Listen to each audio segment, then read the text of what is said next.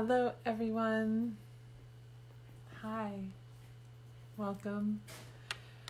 This is Sunday service, something that my students asked for, and I've been teaching on Wednesday evenings for a long time, and now for a while we've been talking about doing a Sunday service.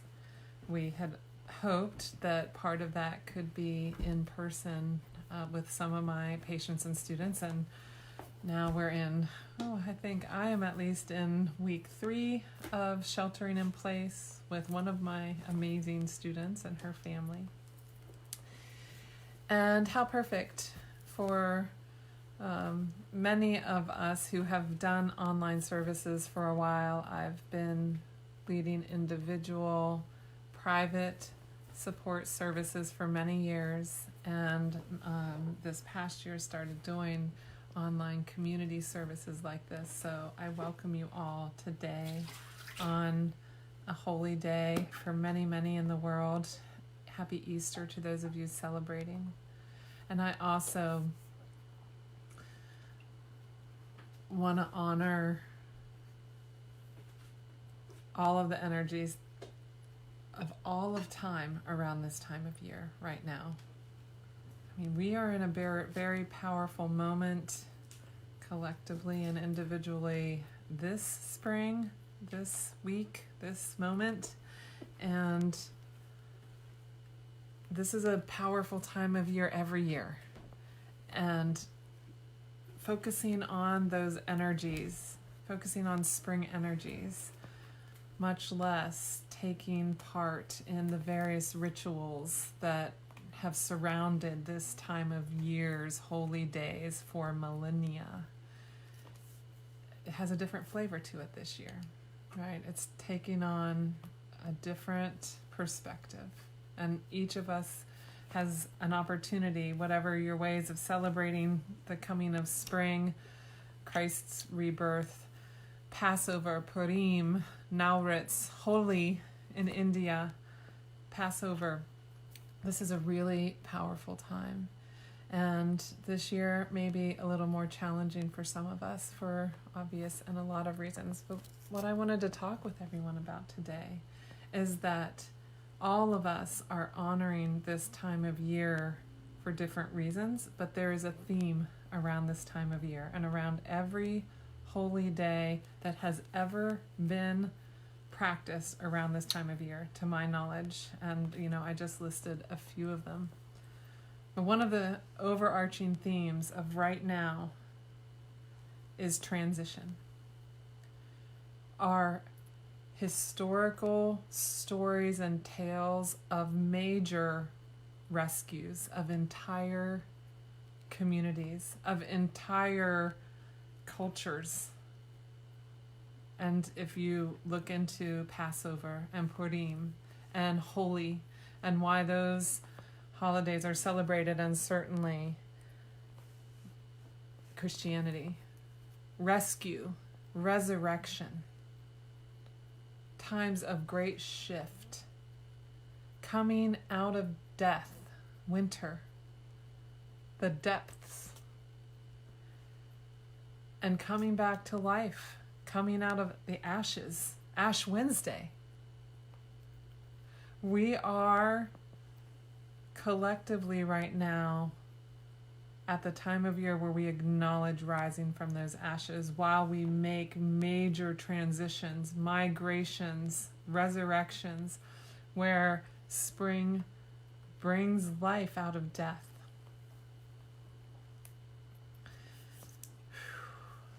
And this year, even though it feels maybe weirder than any other spring we have lived through, some of us, how poignant to take this time in the midst of this pandemic and global crisis to connect into literally how we are experiencing this at this time of year. And those of you who know me and know the Lotus Way and our missions, one of my key phrases that I have shared over and over is that love is our religion, nature our God, our goddess, and our bodies our temples, right? This physical world giving us our places to worship and practice. And really looking at nature and really looking at the holidays that were created around this time and what they ask us to focus on could not be more perfect for right now, in this moment, with what's going on in our collective and individual lives. This is a time for transition, for self-rescue, for whole culture rescues. And although it may not feel like it in the darkest aspects of this, it is a time for resurrection. It is a time for growth and forward movement and healing and life and birth. It's a time for us to realize that all of the stories around this time of year, with all of them, the way through the challenges that any people faced anywhere in the world that are celebrated at this time of year were faced, and our rituals honor community, service, and devotional practices, rituals, spirit. How are we all doing that? And I know today I have seen some of the most beautiful heartfelt services. I've watched at least 3 church services myself. I have listened to music. I have chanted with my tribe. I have read about Jesus' resurrection. I've really contemplated Passover. I've looked at how we mark this time in Indian cultures and in so many different ways.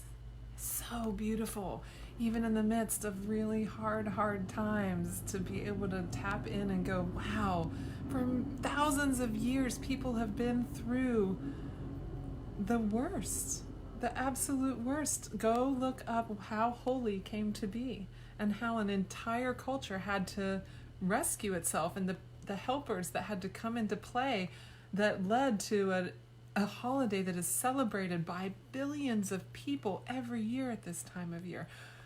That we have wrapped stories around the atrocious acts of a government on a people and on a particular man who ended up getting nailed to a freaking cross on a hill where they nailed and tied a lot of people up to crosses.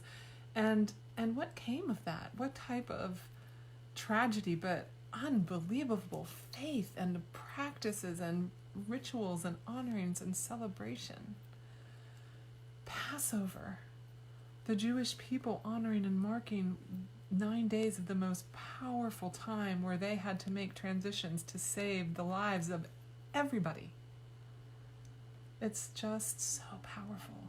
And every single one of these stories bursts with opportunity to remember what's important, our community, taking care of each other, figuring out how to pick ourselves up out of death, literally out of horrible diseases, out of wars, out of unbelievable violence and hardship and poverty, with no idea where we're going to go, how we're going to get there.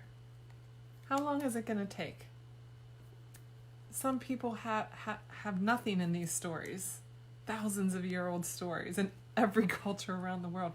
And all of these choose this time of year to celebrate these holidays for, in my opinion, for a very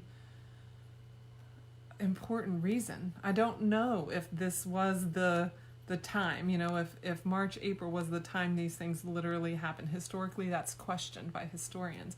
But we choose spring, we choose this time to celebrate things because this time of year, this season, at least in the Northern Hemisphere, I actually have some people tuning in from Australia to our talk, so I always think it's interesting, but yes, a lot of our holidays are biased onto the Northern Hemisphere's spring.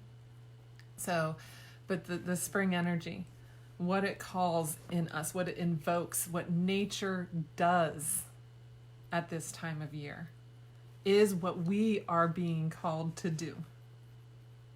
And what all of these lessons from all of these historical, tragic, intense events called people to remember. And we celebrate every year at this time, so we remember. What else is important? We've got to get through winter. We have to get through fall and winter. We have to get through darkness. We have to get through things dying and decaying. We have to get through sickness. We have to get through violence. We have to get through that stuff. And part of that is hunkering down, hibernating. Part of it is accepting that death is going to come for some things. Then we come to spring. And then we pick up what we can. We assess the collateral damages, and we move forward, and things grow. Flowers bloom. Bunnies have lots of babies. These are the symbols of this time of year, and I know we're all celebrating them in different ways. And today I just wanted to use this service for us to really check in with that energy. And I want to honor right now how hard that is for a lot of us a lot of the time right now.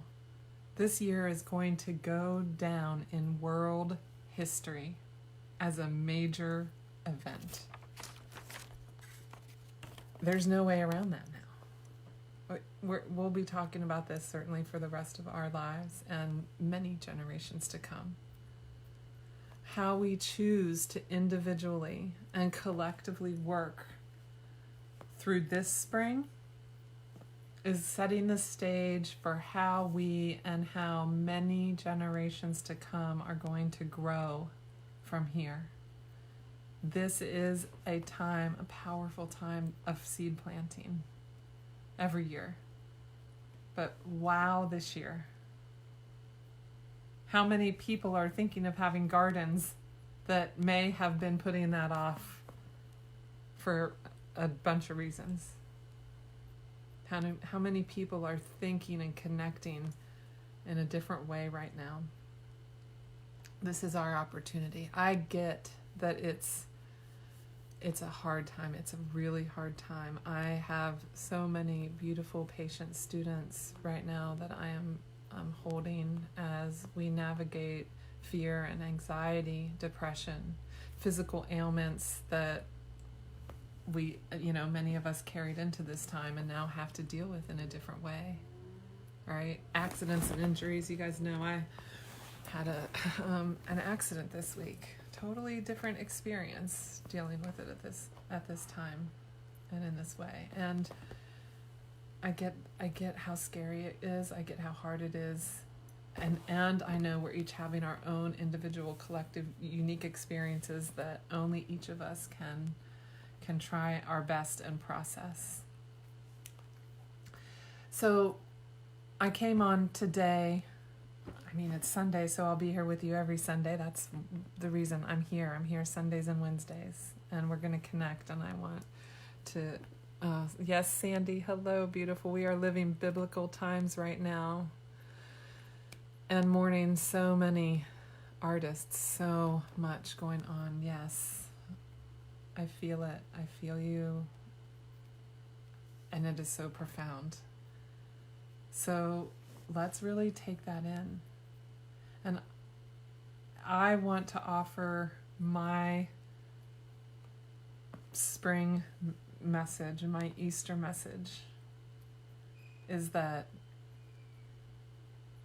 despite the fact that I truly think this may not just get better, I can't give that kind of message this year. I can't say it's all going to get better. What I can say is that I have so much faith in us, especially in you. If you're tuning in to this right now, literally into this frequency, into this community, into my heart, my world, I have so much unbelievable faith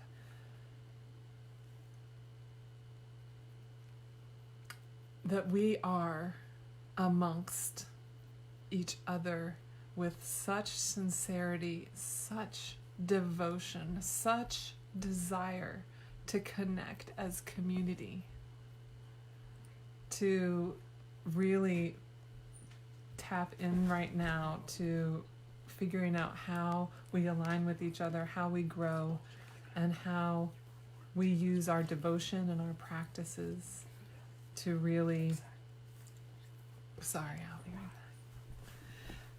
back, to really grow through this time. And that's what we're about. That's what you guys are about. That's why we all tune in with each other. That's why I have been online with my teachers, with my fellow students, with my loved ones, with my patients, really embracing this time as our opportunity. The challenges that we're being handed that we would have never thought we could prepare for, that we still have no idea how we're going to tackle and navigate individually and collectively. I have so much faith. And I, of course, would love to think that we could grow and evolve without things like this happening. But that's never happened, right? Every single holiday that's celebrated at this time of year is a case in point of that. Not one of these holidays is not wrapped around the reality of a hardship that had to be overcome. A really big hardship. So we're getting one of those right now that will go down in history too. And if we use our collective energies to focus, like all of the world's religions and every single lesson that comes from moving from winter into spring teaches us, I have unbelievable faith in the power of this time and how we're going to navigate it and how we are going to grow from it. So we meaning I, my teachers, and my longest time patient students have been talking about and preparing for times like this for so many years. And of course, none of us could ever have said or still say exactly how and where and when details of what events were going to happen or are going to happen. But we know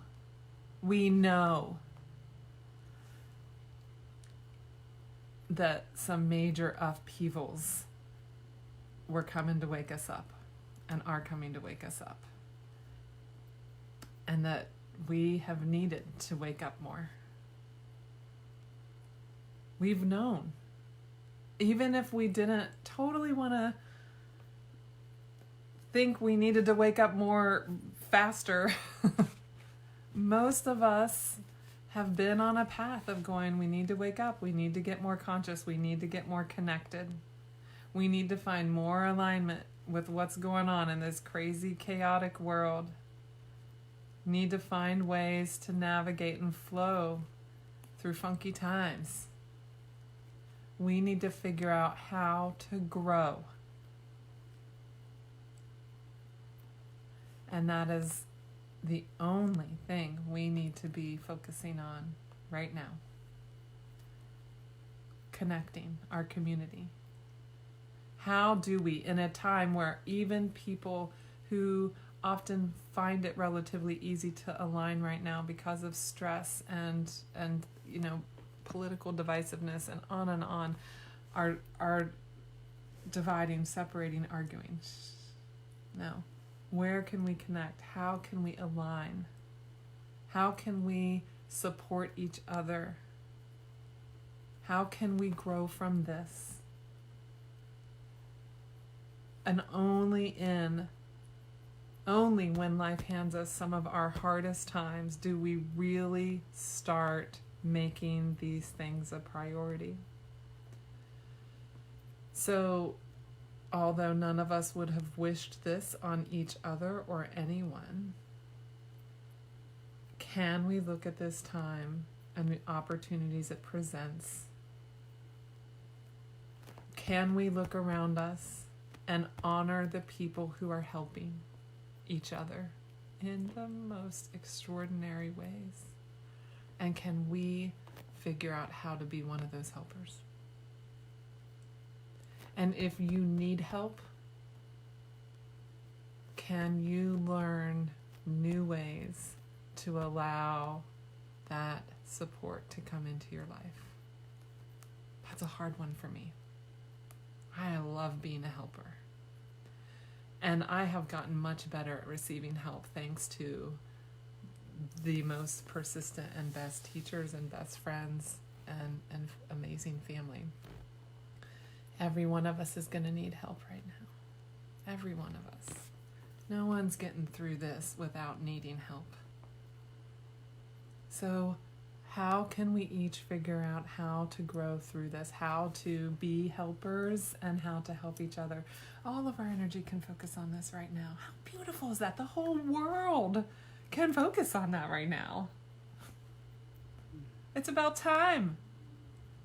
And it takes crazy shit like this sometimes to make us all stop, wake up, look at ourselves, look around, and come up with some potentially very different priorities for our lives. And how beautiful is that? I know it's hard. I know it sucks. I know it's scary. I have no idea what the answers are, even from my own individual experience, and how I am getting through the next 2 months, much less the fallout that is going to come from this for generations. What I know is that I look at myself post-surgery, unable to walk for the next 4 to 6 months. That sucks, right? My own circumstances, and I am just in awe and blessed. I just look around right now. I look at myself. I'm like, okay, this is the job that I just got handed. This is my financial circumstances. This is my physical health. Many parts healthy, many parts very broken. This is where my friends and family are that I can or can't be with. This is what's going on in this town, this country, this world. Like I'm tapping in and feeling it all and going, where is my place? And then I get to kind of trip out on that. Okay, I've just been given a lot fewer options to select from. But the same things are still important that for me were important 2 months ago. But they're more important now. That's cool. And some of us maybe, weren't preparing for times like this, weren't spending a lot of time talking about it. I have a lot of friends who kind of get sick of me talking about times like this happening and what are we going to do. But now we're all having those conversations. Right? And let's embrace that. Let's not resist it. Let's honor it. And right now, Easter, spring, transition, rescue, resurrection, growth, let's do it. Let's do it together. Let's stay awake. Let's look around. Let's help each other. So, in that regard, the ways that I offer myself are out there. They're on our website. They're a text away. Reach out to me. Wednesday evenings, I'm going to continue to leave a guided meditation. Sundays, I will offer this service. It's basically just my check-in with my tribe. Love you guys. If you want me to talk about anything at this time, we will. Otherwise, one-on-one time, 15 minutes free. Anybody who's never talked to me, if you want to see how I support you individually, I do 15-minute sessions. And as of today, my hourly services, I want anyone who wants to work with me. I've always been on a sliding scale. I will always honor a sliding scale. My rates, standing aside, I want everyone to know that I'm sliding my scale down for everyone right now to $50 an hour, as opposed to $150 an hour. And I want you all to take advantage of this and reach out. I want to work. I want to serve. I want to be in community. I want us to all grow together, and I want to hold and help you. And if money is an issue, then call me and we'll talk about it. All right, so twice a week of community service, individual services. I'm working all the time and holding you all. I've had a handful of people really missing my physical. I'm a body worker. I touch bodies. I love touching bodies. That's hard for me right now. However, I can tell you that I can work on chronic pain, acute pain. I can work on psycho-emotional challenges. I can work on skin rashes from afar. Okay? Whatever stuff you've got going on, we can work on it. And I'm here for you. That is literally my Hippocratic oath that I took. And I want to sincerely hold anybody who comes in here and end this moment with a call to connect. Okay, just reach out. Let me know how you're doing. Let me know if I can support you. If you have been listening to me preach for years, then you probably know about all the things that I would lecture you in general about. If you don't, my website has a blog where we've put stuff. We'll be putting out a new post that has a lot of general information in the next few days. I'm going to be talking to people about how to use essential oils for a lot of the stuff everybody's worried about right now. And I am happy to talk with you all individually about what tools to help you shift through this time. Okay, so whether your back is hurting, or your mind is spinning, or feeling depressed, or you're trying to figure out how to solve the problems of your small business, or you're being trapped with your family and figuring out how to not drive each other crazy, whatever your thing is or things are, I'm here to help hold you through that. That's literally my job, and it's literally my pleasure. And at this time, we're all in it together. I have total faith in us as individuals, as a collective group right here, and this planet going through this together right now. I hold us like millions and billions of people who have navigated wars, natural disasters, and diseases for millennia, and who have gathered, come together as communities, used their love and devotional practices to survive through the worst of times. And this spring, boy, do we have an opportunity to do that. Let's do it together. I love you all so much. I want to finish right now by dropping in for a minute.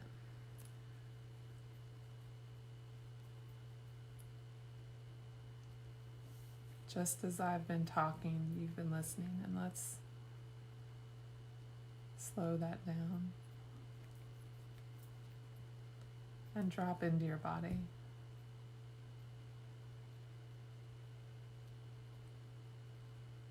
Can you feel the movement internally?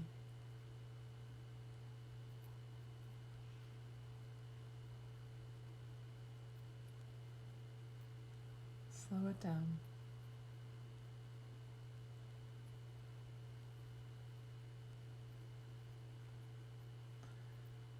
Just invite your breath in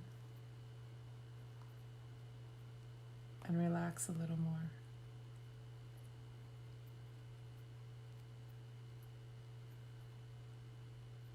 Slow it down.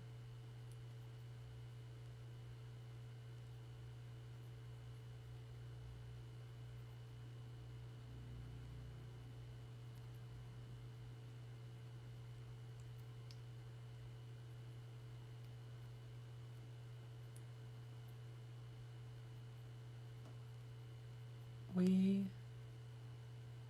are connected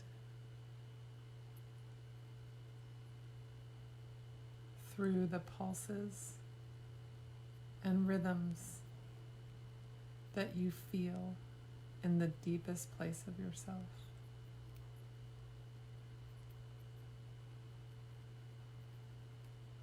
Drop in and feel the rhythm.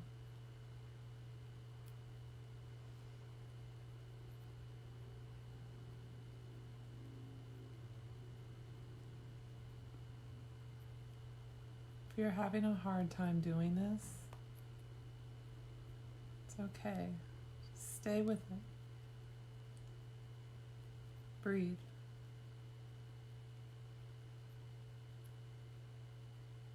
Follow your breath.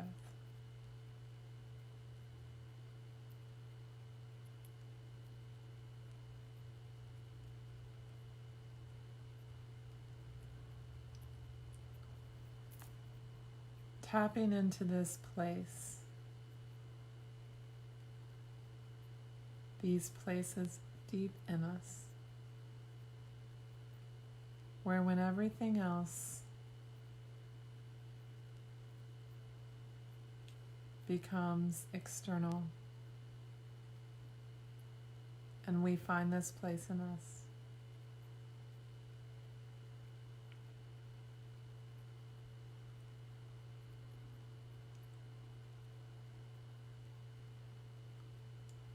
This is where resurrection happens.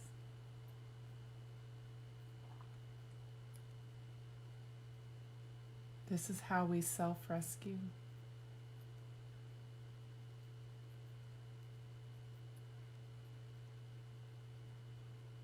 And from this place, we connect to ourselves,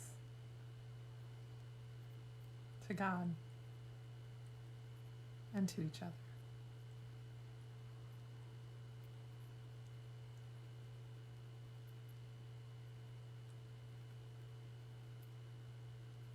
It's that simple, and it's that powerful.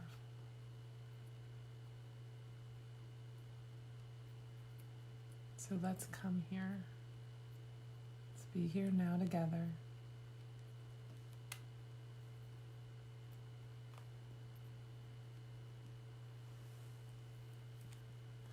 And as you open your eyes,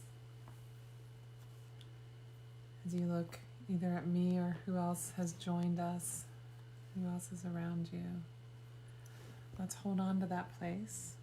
Let's go back to it a few times a day, okay? Whatever your meditation practices are, and if you do not have a meditation practice, you just did one. That's it.